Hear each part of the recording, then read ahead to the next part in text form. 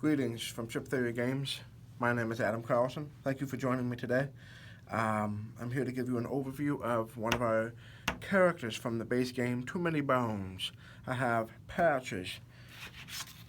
This here is Patches' reference sheet. We've got his mat, and Patches has his 16 custom dice along with his 4 stat dice, his initiative die, his chip. Let's start with rolling the initiative die. Patches' initiative die is a little bit lower average compared to most Gearlocks. I rolled pretty well with a 4, but he might find himself in the bottom half of the initiative meter often. But that's okay. A lot of his stuff is a little bit more about healing, and so his job is kind of to help keep the party alive and keep the party going. He's a melee Gearlock, so he will be starting on one of the frontline positions. Like I said, he's kind of a frontline medic. On the reference sheet, on the back side, we have our innate plus 1. His innate, at the start of your turn, heal yourself for 1 HP. That's huge. Now, he has to be missing an HP for this to happen. So let me just throw up some stats here. He's got 1. Let's go 2 on the dexterity. Perfect. Now, if he's got a max stat of 6, but he's only got 5 HP, remember this chip does not count as HP. He would regen at the start of his turn each time. Innate plus 1. Instantly and permanently increase health stat die by 1, once per adventure. And then at the start of your turn, heal any Gearlock for 1 HP. So definitely something for the solo players. All that happens is, when I cash in 6 bones, I will flip this chip over to show that he's an innate plus 1, and increase that by 1, like so. So for the innate, it's kind of a big one. For the innate plus 1, that permanent increase. Now it still caps at 6. There are other ways Patches can increase his health, as well as the training, as well as that innate plus 1. So Patches strongest. Patches is strongest when he's healthy. Yeah, like most Gearlocks, but at least he has a regen to help sustain his health. Perfect. All right, let's just talk about the skills, and we'll go from there. The combat medic line there's 5 dice in there. If you can see closely here, I'm just gonna get some of these out here. 11, 7, and 1, 2, 3. All right, so these arrows, if you see these arrows, that's kind of a prerequisite. You have to unlock the medkit before you can get to Fast Hands. From Fast Hands, you can either go to Bonesaw or Medpack, or both. You also need Medpack to get to Zap Pack. So at the very least, to get to Zap Pack, you need 1, 2, 7, and 11. So the combat medic, let's talk about this one here. On his reference sheet, you'll see on the left side there's all the symbols are in these dice that I just showed you. So you just have to kind of match and read about each. Minor heal any Gearlock for number HP. So if Tantrum is on the battle mat, let's say he's over here, he doesn't have to be adjacent to. It just says heal any Gearlock. So again, when Patches rolls, he will be taking that, and it's an instant. So Tantrum, he would just designate who gets this heal. In this case, Tantrum, we will add 2 HP to Tantrum, and this die is exhausted. Pretty simple and straightforward. Fast Hands, that's a fun one. Fast Hands is a multiplier to a minor heal. Let's take a look here. Heal assist. So a rolled medkit or medpack die result may be multiplied by a number. So it's exactly as it sounds. So if I roll a 2 here, this will multiply that by 2, you could potentially have some serious healing going on for endgame.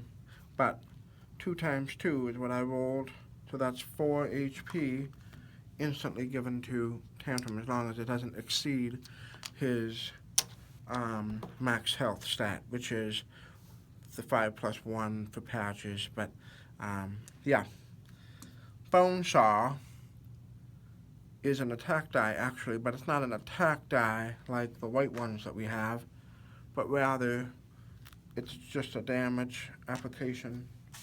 Let's just read about this here. So melee attack damage, deal number damage to target. So this is in assistance with the white dice. If Patches only has 1 attack die, and I want to roll these on the clay golem, it's 2 damage, and all the skill dice are exhausted as they're used. So 2 damage plus 1 damage is 1, 2, 3. And because it's the clay golem with the skill break, this would be exhausted as well. But the point is, it's a nice strong attack. Definitely if you have an extra dexterity, whenever you attack, you kind of want to open with that. That would be best. So that's a nice offensive play. The med pack. Med pack is another heal die. It's a bit stronger when compared with the med kit. And what's cool about it is this multiplier here, the fast hands, actually works with med pack. So you can kind of see the potential there. So again, this has to be, I'm just going to pull this up here. What's cool about the heal assist that I forgot to mention, if you see the I and then you see the L, the I stands for instant. So when it's rolled, it's used instantly. The L is locked. So this is not something that you have to roll with another heal. It's not something that you have to take the result of. If you want to try and keep rolling for 3, once you get that 3, you can lock it in and save it for when it's most important. This will allow you to really be super effective late game with all the dice that you need. If you're ready to roll this big one here, on your turn, you can take the locked die and apply and multiply and heal for up to 9. So that's very, very handy. But the minor heal dice are instant. So they have to be used when rolled, or you have to put them back and roll them later. But you can't lock them in or save them. Same with that. The Zap Pack. The Zap Pack's an interesting one. There are 2 symbols here. We've got one that looks like a lightning bolt. We call it Negazap. Deal number 2 damage to any baddie. And then there's Posizap. Restore a KO'd Gearlock to a number of HP that's shown on the die. Huge, huge, huge. In fact, so big that you actually have to spend a resource to use this. If you look here, number 12, we have something called E-cells. This is a consumable that can be earned through loot or fortunate discovery. Allows you to get your own set of E-cells. Upon getting this die, you roll when you acquire the die. I landed on a 3, then I lock it in. That shows me I have 3 E-cells to work with. Now, during the course of battle, if I want to use that, I select my dice. Let's say I have 4 dexterity, so I'm going to do attack die, 2 defense dice, and I'm going to do a Zap Pack. And I'm going to burn an E-cell to do that. I can do that. Now, 4 of these sides, though, have restore a KO'd Gearlock. Now, in this case, there are no KO'd Gearlocks for me, but I like the true damage that I can do on the Clay Golem, so I might still go for it and see if I can get a Negazap. So I got a Posizap. Now, that didn't help me out in this case, so I would put this back, and I'm still out the E-cell. You have to spend an E-cell just to use it, just to see if you can get it. And then, of course, I'm applying the rest of my dice here on the defense die. So, pretty simple and straightforward. Let's talk about the Forester line. We have nutrients and toxins. These beautiful dice are green. I'm going to just take these off. Alright, so With this one, we have a number of different sides. The first thing to note is the backup plan. The bones are double bones. So this is extremely efficient to use to work on your backup plan. That by itself is pretty tempting. Number 5 also has its own bit of a heel. And this is a new symbol. It's a reroll heel. A rolled medkit or medpack die may be re-rolled a number of times. Also note that it is lockable. So again, something that you can roll early combat, or even, if you want to save it for your next battle. Everything that's locked can be saved from battle to battle. Now, if you get KO'd, you'll lose that, but still a very nice option. So I can save a reroll heal die, and remember I talked about that, the heal assist die. Now when rolling my very, very important heal die, if I get a real low number, I can spin that. Right now it's a 1. I can spin that and re-roll it. So I just improved it. Now that in and of itself can be very, very important, especially if you don't have this. The re-roll die can be big. As you can see, the starter die has a 1 up to a 3. I wanted to note also, I think I lost my train of thought, but, oh yeah, this. So, this is not a counter. So, either you get 2 re-rolls or you get 1 re-roll. You don't get to land on 2, and if on your first re-roll you get your desired result, it's still exhausting, this die. You don't have to use both, but you don't get to save the last one. That was the note. Also, we have this. This is the loot. Immediately draw 1 loot. So, upon rolling that, if I choose to save it, I can exhaust, and I can draw my loot card and place it ready to use, just like that. Awesome. Die number 6. Again, this is not a prerequisite 5, 6. Both of these have the star, so I can start with either or. This is Toxins. It has a poison jar icon. Place a number of poison effect on your target.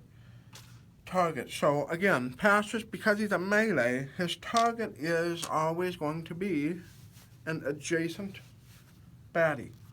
So when he rolls this, he places it on the target that he may or may not have rolled attack dice against. Now how this works is you literally take the matching poison jar of the equal value, put it down on here. So that was poison 2. So at the start of the Clay Golem's turn, say Pastris is finished, Clay Golem's up, 2 HP is gone, and this will reduce to 1, just like a normal poison die. This is kind of that. So once this is rolled, it's exhausted, and then that die is placed on there. And then at the start of the Clay Golem's next round, he will take the remaining 1 damage, so that rolling that poison jar for a value of 2 did 3 total damage. There's a 3 right there. That shows that does 6 total damage, and it's really effective against the Clay Golem because the break doesn't affect it. Very nice. So that's that one. I love the Toxins line. Let's move on to, we've got down here the Stim Stacker. There are 6 dice in that build. So I'm going to go ahead and lock them in. You can see that there's only 1 starting die. That's the Stim kit. Then you can go over to the Chem kit. You don't have to. Then you go down into the corner for the Stim belt. That's your next build. You can come over here to the left for a Distiller if you want. You don't have to. Or you can come over here for Chain Reactor and Stim Lethal. So to get to Stim Lethal, it requires 4 dice. Excellent. Let's talk about each of them. the stim kit, the symbol here, you'll see a lot of as well, buff HP. Ally, active ally. So add number HP to Gearlock's prep area. When taking damage, remove from this buff HP first. If buff reaches 0 or is removed, exhaust die and remove all buff HP. Alright, so essentially what's happening, first of all, I just rolled that. So there's a lot of buff HP, but every buff, the actual buff die, has something called a tainted mixture. Deal number 2 damage to self. You must use this result and exhaust this die. So again, Patches is working with this very, very dangerous chemical stuff. And there will be a transfer bone, a transfer and tainted mixture, but landing one of these other 4 sides is pretty awesome. If I got a buff, I get to, after the roll, I will select who gets it. Is it going to be me? Is it going to be Tantrum? This, let's say I want to put it on myself. This goes on my active slot, and that value is 3. So I will place 3 HP on my prep area, is what we call it, right on the kind of the character image. Now, when the clay golem hits me, for one, instead of taking it out of underneath Patches, I have to take it out of here first. Now, this only works for regular damage. If there's true damage, such as poison, on me, it comes off the Gearlock. The buff HP does not help me with true damage. So, but, on that note, if I rolled another buff HP, lock that in. Again, as long as you have space, I have the active slot here. So, putting 4 more there, I've got a ton of buff HP. Maybe I want to put that on Tantrum. So this will go on Tantrum's active slot. And so Patches definitely has a way of creating additional artificial health for the Gearlocks. So that's the stim belt and the stim kit, sort of like the med kit and the med pack of that line. Over here is Chem Kit. You'll see a little bit of a sword on that vial. Add number to Gearlock's attack stat, last entire battle. So again, if Patches rolls this one, this will have a few options of getting 2s up to 3. If I put that in a lock slot, either mine or an active ally's, it could be Tantrum's, that will increase the stat by 2 just for the battle. So I won't be putting a die there, but I will remember by having that die there that I have actually 3 attack. So in those critical times, at least for me, 4 dexterity, 1 attack, this is really helpful. So if I'm ready to close out a fight and I want to be done with it, I can add 1, 2, because now I'm pretending this number is 3, and then that'll be, this all falls within my dexterity. I have to use my dexterity for this attack. So that really helped me, and again, that lasts the entire battle. There are things like Mischief from the Goblins. If you read about Mischief, remove number dice, player's choice from target's active slots before attacking. That's really harsh. So Mischief, well, if a Mischief was played, a skill that was used against Patches just now, I would have to choose between the defense die or the attack buff, or even if I had a regular buff, one of these. If I remove that, regardless of how much health I have, let's say it's the only one that's there, if I have to lose that, I have to lose all of my HP, just like that. So Mischief was super effective against Patches in this case. So you always kind of want to keep a defense up against those goblins. Anyways, I love talking about that. So let's move on over here. We've got the Distiller. We've seen this little symbol before. So it's a reroll die. So this one is a reroll buff. Again, lockable. So I want to roll it, I want to lock it up there, and on the next round, it doesn't cost me any decks. But what it does is it ensures that I get as good a buff, and guess what? This symbol is exactly why you want the distiller. You may re-roll it if you land on that distiller. I'm sorry, if you land on that tainted mixture. You can exhaust this and then re-roll the tainted mixture result, and this time I got a bone. So, but the point is, I saved that from being exhausted and me losing an HP from that tainted mixture. So there's a lot of value to this distiller, for sure. Chain reactor. We've got, again, everything is on this sheet here. So I'm just going to line up to recover ally, active ally. At the start of selected Gearlock's turn, it heals for number HP, last entire battle. Also, it's a regen. And this one is a buff regen. Okay, so this works. Now, this is not a lockable thing. When Patches rolls it, let's say Patches wants to get Tantrum going. Tantrum is low health. In a single turn, Patches can incredibly play a bit of a heal, a buff HP, and maybe a chem kit. So Patches will be able to do a heal for 5 on Tantrum, plus give Tantrum plus 3 attack stat, plus give him a buff of 3 more that will go on Tantrum's prep area. In addition to that, this will go in the active slot. So all these will go in Tantrum's active slot. And that one would create a regen 1 for the buff. Now again, just like the regens, it can't exceed the max starting health or the max buff number. So if Tantrum is missing 1 or 2 of these, he will regen it. If he loses his last buff HP, this goes away. But this buff regen does not necessarily need to go away. This can stay on Tantrum, and Patches will be able to roll another buff die.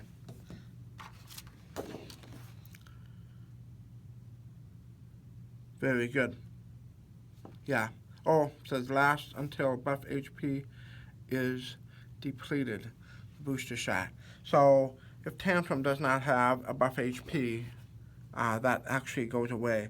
But if Patches rolled another buff HP and got it on Tantrum before this one depleted, definitely that will work and that will stay put.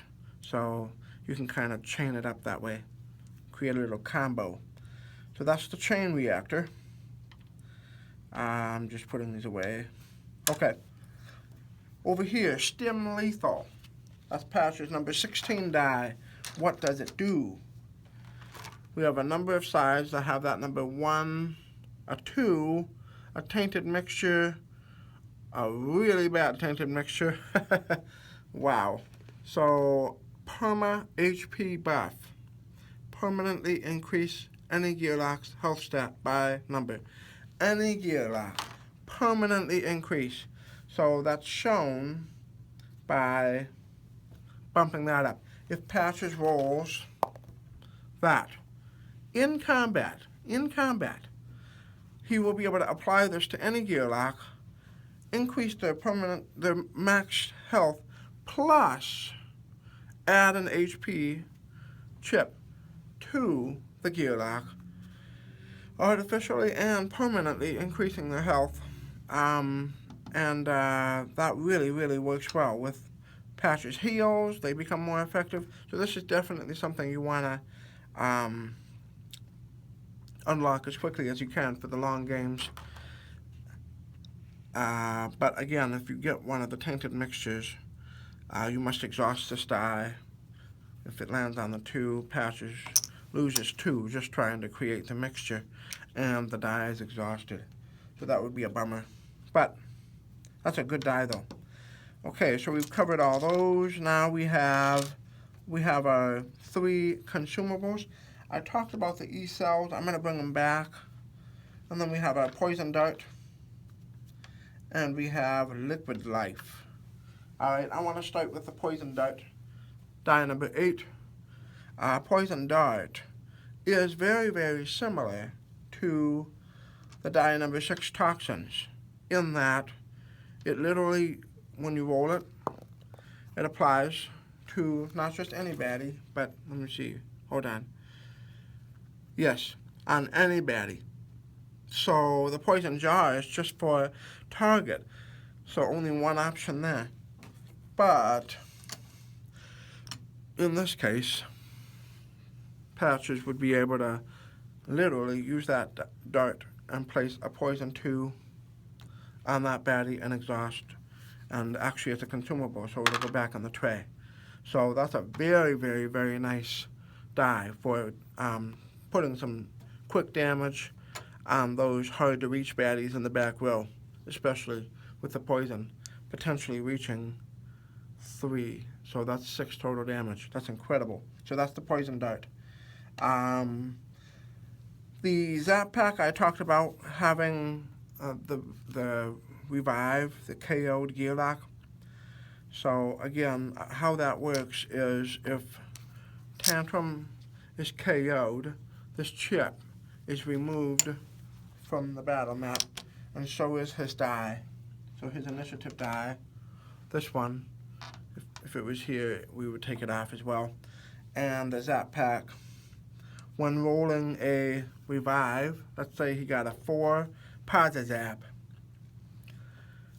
Patches will place that or apply that to Tantrum and say, you have been revived for 4 health. Patches will exhaust this die. Tantrum takes 4 HP, places it under his chip, and puts his chips on his prep area, getting ready to come into the fight. He will also probably, he'll take his initiative die, and for me, I know that they come in at the end of the round, but I would probably place it up here to the side of the meter to show as a reminder that Tantrum's coming in at the top of the next round.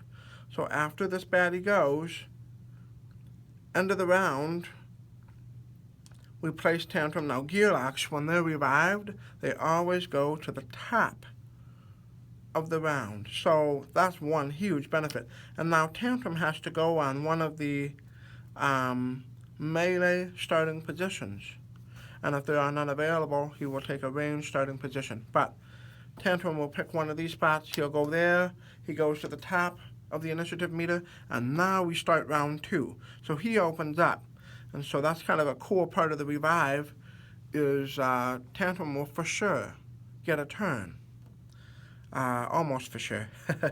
If you revive him for just 1 health, and then you're on the fatigue rounds, I guess it's theoretically possible he won't get another turn. But about that, Liquid Life is the other way that Patches can help revive a Gearlock. Liquid Life does not require E-cells, so that's kind of cool.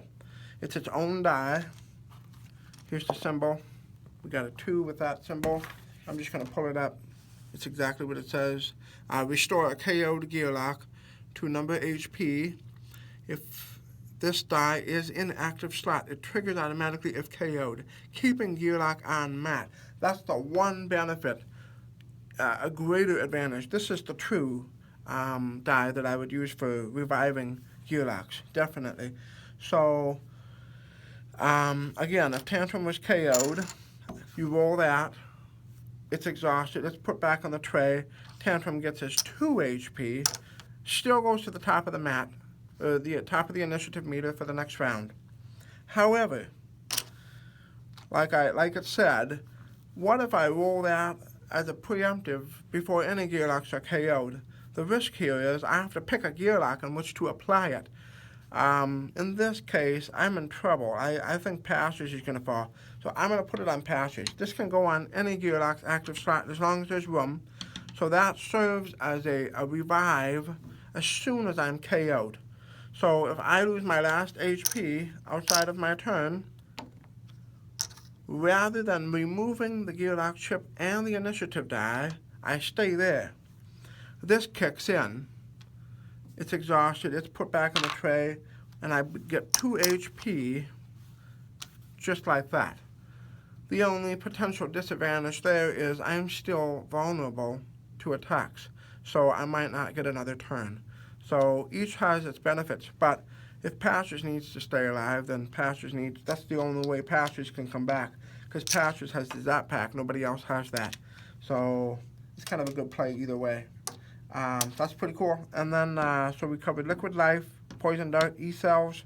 Great. Let's talk about the backup plan.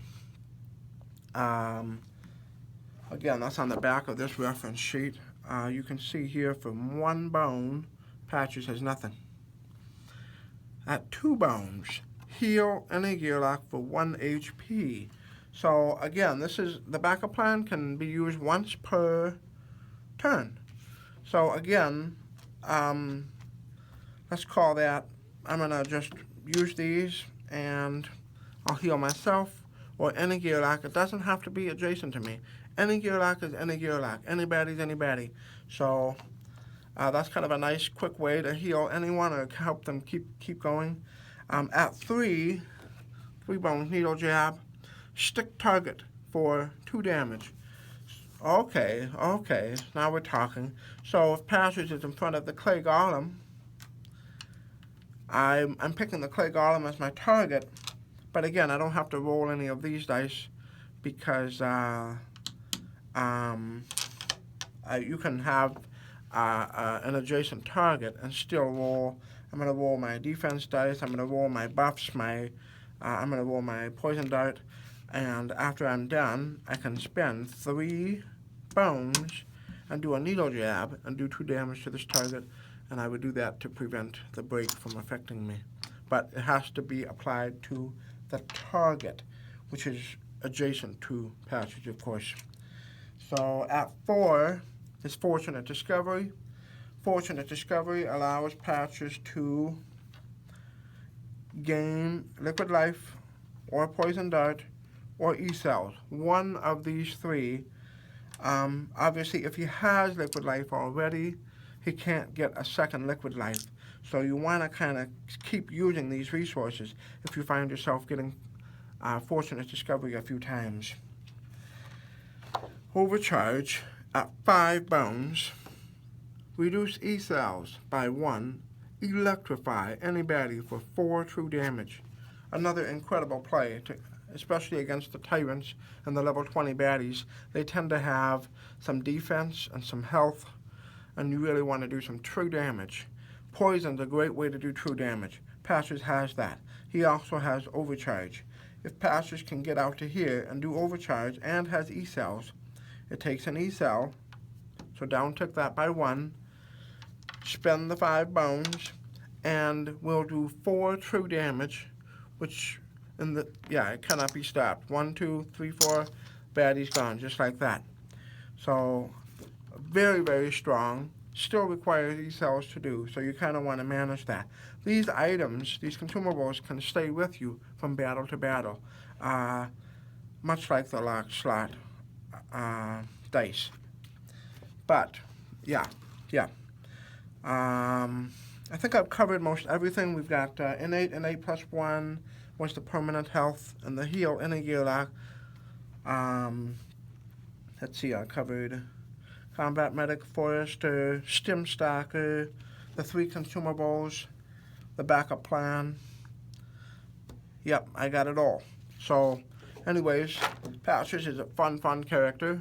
Definitely has its own way of surviving and keeping the party alive. Not a lot of DPS, but has a way of getting by those, getting some true damage onto those higher health baddies. But thank you again for joining me, and if you have any questions, feel free to reach out or comment on this YouTube video. We'll definitely, we're happy to answer. And thank you. Adam out.